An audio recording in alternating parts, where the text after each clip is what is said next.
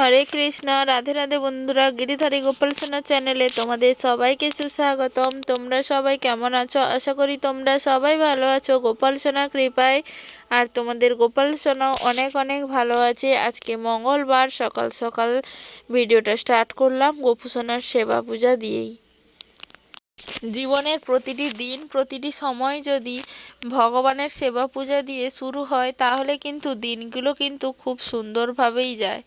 যাই হোক, সকাল সকাল গোপু সোনাকে এখানে ঘুম থেকে তুলে দিয়েছি। এবারে গোপু সোনার স্নান শৃঙ্গার সমস্ত কিছুই হবে, সকাল সকাল করারই চেষ্টা করি, কিন্তু আজকে একটু দেরি হয়ে গেছে, তাই জন্যই তোমাদের সাথে ভিডিওটা শেয়ার করছি। না হলে খুব সকালের ভিডিও তোমাদের সাথে তেমন একটা শেয়ার করা হয় না, কারণ সকাল সকাল মঙ্গল আরতি যেহেতু করতে হয় তাই জন্য একটু চাপ থাকে। ওই জন্য কিন্তু আর ভিডিও করতে গেলে অনেকটা সময়ের প্রয়োজন হয়, ধীর ধৈর্য অনেকটা সময়ের প্রয়োজন হয়, এতটা সময় থাকে না।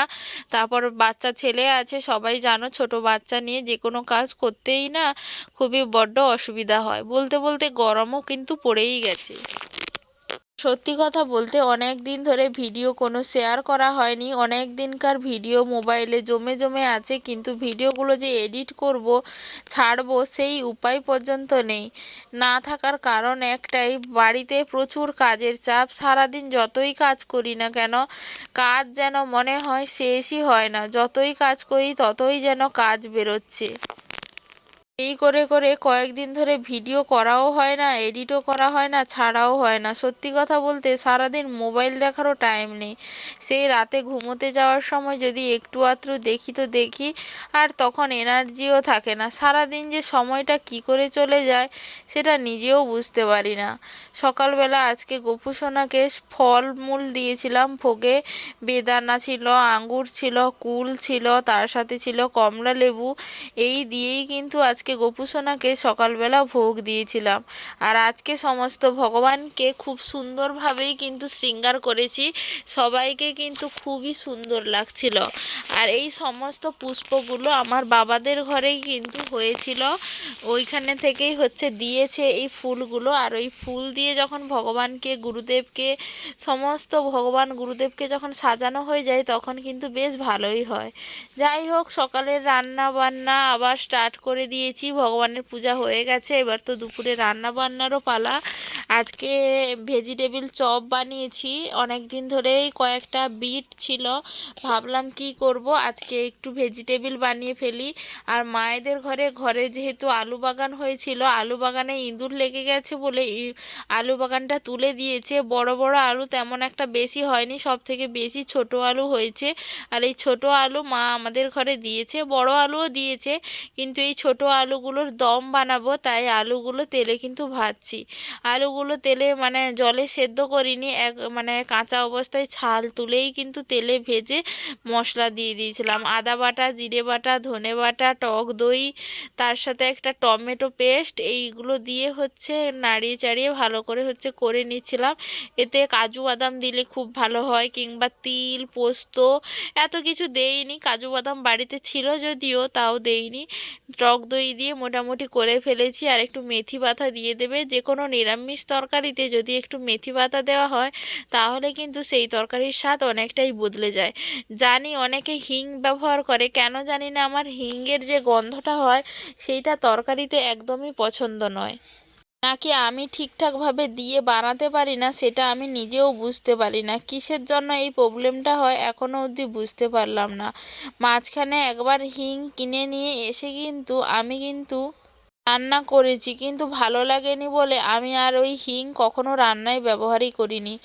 যাই হোক, গোপু সোনাকে দুপুরবেলা আজকে ভোগ থালা সুন্দর করে সাজিয়ে গুছিয়ে ভোগ লাগিয়ে দিয়েছি। আলুর দমের সাথে আজকে চিকি শাকের চচ্চড়ি এবং গিমা শাকের ভাজাও কিন্তু ছিল।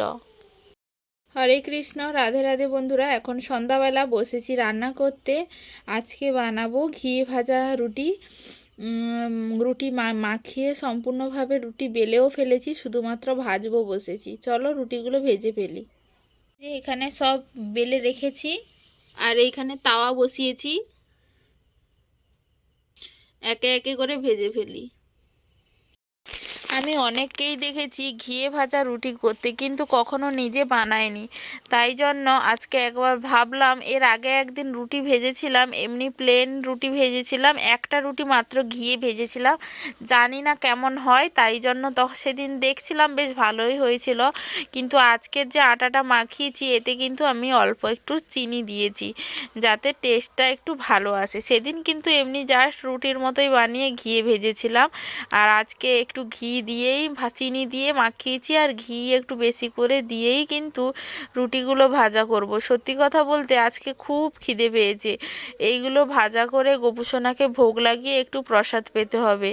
আসলে কি হয়েছে, আজকে সকালবেলা মানে কালকে রাতের অনেক ভাত ছিল, জল ঢালা ভাত, মানে পান্তা ভাত যেটা আমরা বলি আমাদের ভাষায়, সেই পান্তা ভাত যেহেতু অনেকগুলো ছিল, নষ্ট হয়ে যাবে, অনেকটা ভাত নষ্ট হবে, সেই ভেবে আজকে অনেকগুলো ভাতই খাওয়া হয়ে গেছে, মানে সেই পান্তা ভাত।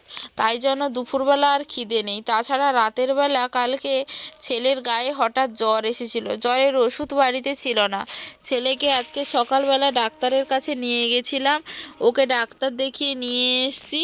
আর কিন্তু খিদে পাইনি বলে নিজের জন্য আর রান্নাই করিনি, ছেলের জন্য সমস্ত সবজি চাল টাল দিয়ে একসাথে রান্না করে ছেলেকে দুপুরে প্রসাদ পাইয়েছি। আমি কিন্তু সেই সকালবেলা এই পান্তা ভাত খেয়েই কিন্তু আজকে সারাদিনটা আছি, তাই জন্য আমার একটু খিদেও পেয়েছে। এইগুলো রান্না করে গোপুসোনাকে ভোগ লাগিয়ে আগে প্রসাদ পাবো, আর মায়েদের হচ্ছে তরকারি আছে, তাদের জন্য তাদের হাঁড়িতে ভাত বসিয়ে দেবো অল্প একটু। আসলে আমি খাওয়া দাওয়া করব, তারপরেই বসাবো। মায়েরা দেরি করে খাওয়া দাওয়া করে, মায়েদেরটা দেরি হলে কিন্তু কোনো অসুবিধাই নেই। আর ছেলেটারও শরীর ভালো নেই এখন, ছেলে মায়েদের কাছেই আছে, ও কিন্তু একটু পরেই চলে আসবে, তখন একটু ডিস্টার্ব করবে, ততক্ষণে আমি ভেজে ফেলি খুব তাড়াতাড়ি করে। ছেলের শরীরটা একদম ভালো নেই, জ্বর সর্দি কাশি, আসলে এতটাই ওয়েদার চেঞ্জ হচ্ছে, সমস্ত বাচ্চা কি বড় মানুষ কি সবারই কেন কিছু না কিছু প্রবলেম কিন্তু হচ্ছে। জ্বরটা প্রায় অনেক দিন পরেই হলো, অনেক দিন প্রায় 10-11 মাস মতো আমার ছেলের জ্বরটা হয়নি, আজকে অনেক দিন পরে জ্বরটা হয়েছে। সর্দি কাশি মোটামুটি হয়, কিন্তু জ্বরটাও খুব প্রচুর হতো, মাসে 2-3 বার করে জ্বর হতো টানা। দেখছি এইবারে 10-11 মাস মতো টানা ছেলের জ্বরটা ছিল না, কিন্তু সর্দি কাশি এইগুলো ছিল। যাই হোক, ডাক্তারটা দেখিয়ে নিয়ে এসেছি, কারণ হঠাৎ জ্বর উঠলে তখন কোথায় যাব, যেহেতু ওষুধ নেই, ওষুধ থাকলে কাছে কোনো চিন্তা নেই, তাই ভাবলাম দেখিয়ে আসি। এখানে কাছাকাছি একজন ডাক্তারবাবুকে কিন্তু ছেলেকে দেখিয়ে নিয়ে এসেছি। আর ডাক্তার দেখাতে গিয়ে বাবার ঘর থেকে ঘুরেও এসেছি, যেহেতু ওইখানেই ডাক্তার দেখাতে গেছিলাম, আর দাদাকে বলেছিলাম তুই একটু নিয়ে যাবি, দাদাই আনতে এসেছিল, বাবা আবার ছেড়েও দিয়ে গেছে। কাছাকাছি বাবার বাড়ি হলে এইটাই সুবিধা, যখন তখন চলে যাওয়া যায়, গিয়ে ঘুরে আসা যায়, বাবা মার সাথে দেখা করে আসা যায়। আর দূরে ঘর হলে, বাবার ঘর যদি অনেকটা দূরে হয় তাহলে কিন্তু খুবই অসুবিধা, হুট করে যে বাবা মার সঙ্গে দেখা করা সেই জিনিসটা কিন্তু হয় না। কখনো কখনো আনন্দ করে বাবা মা ডাকে, হয়তো চলে গিয়ে থাকা হয় না, চলে আসা হয়, কিন্তু সেখানেও কিন্তু অনেক আনন্দ। যাই হোক, পরেটা তো ভাজা হয়ে গেছে, আর মিষ্টি ছিল, ঘরে বানিয়েছিলাম নারকেলের নাড়ু, সেই নারকেল নাড়ু আর ঘিয়ে ভাজা পরেটাই আজকে রাতে গোপুসোনাকে ভোগ দিলাম। তোমরা এখন প্রসাদ দর্শন করছো, প্রসাদ দর্শনে কিন্তু দুর্ভোগ কাটে। যাই হোক, আজকের মিনি ব্লগটা এখানেই শেষ করলাম। ভিডিওটা ভালো লাগলে অবশ্যই লাইক কমেন্ট শেয়ার করো। হরে কৃষ্ণ।